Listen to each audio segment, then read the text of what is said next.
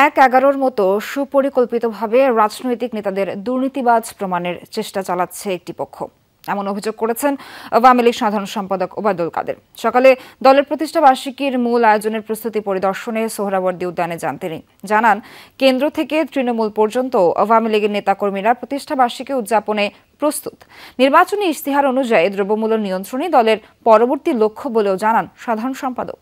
Shea butter, aloe vera ও vitamin E সমৃদ্ধ lily beauty soap.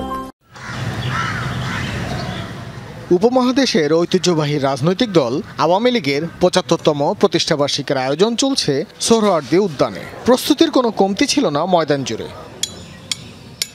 ইতিমধ্যেই আলোচনা সভাকে কেন্দ্র করে মাঠের মাঝে তৈরি করা হয়েছে বিশাল মঞ্চ, যা দৈর্ঘ্যে ৮৪ আর প্রস্থে ৩২ ফুট। পুরো সোহরাওয়ার্দী উদ্যান জুড়ে শেষ মুহূর্তের প্রস্তুতি। আলোচনা সভায় আগতদের জন্য থাকছে বিশাল আকারের ১০টি এলইডি টিভি এবং ২০,০০০ চেয়ার। প্রতিকূল আবহাওয়ার কথা মাথায় রেখে মাঠের অর্ধেকেরও বেশি অংশ জুড়ে তৈরি করা হয়েছে প্যান্ডেল। সকালে বৃহৎ এই কর্মযজ্ঞের প্রস্তুতি দেখতে আসেন আওয়ামী লীগ সাধারণ সম্পাদক। প্রস্তুতি দেখার পাশাপাশি আয়োজকদের পরামর্শও দেন তিনি। পরে ওবায়দুল কাদের বলেন, স্বতঃস্ফূর্ত অংশগ্রহণের মধ্য দিয়েই অনুষ্ঠিত হবে প্রতিষ্ঠাবার্ষিকীর আয়োজন। দলের পরবর্তী লক্ষ্য উঠে আসে তার বক্তব্যে। নির্বাচনী ইশতেহার আমরা দিয়েছি, সেই নির্বাচনী ইশতেহারের বাস্তবায়ন, আজকে দ্রব্যমূল্য নিয়ন্ত্রণে আনা, ইনফ্লেশন নিয়ন্ত্রণে আনা, এ বিষয়গুলো জনস্বার্থে খুব জরুরি এবং আমাদের কমিটমেন্ট। এটা আমরা একদিক থেকে বলতে পারি। পরিকল্পিতভাবেই রাজনীতিবিদদের বিতর্কিত করার চেষ্টা চলছে বলেও মন্তব্য করেন ওবায়দুল কাদের।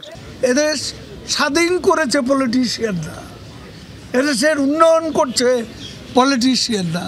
সেই পলিটিশিয়ানদেরকে করাপ্ট বানাবার এবং এই পলিটিশিয়ানরা ব্যর্থ, এটা প্রমাণ করার জন্য এক শ্রেণীর লোক আজকে বাংলাদেশে তৎপরতা চালাচ্ছে।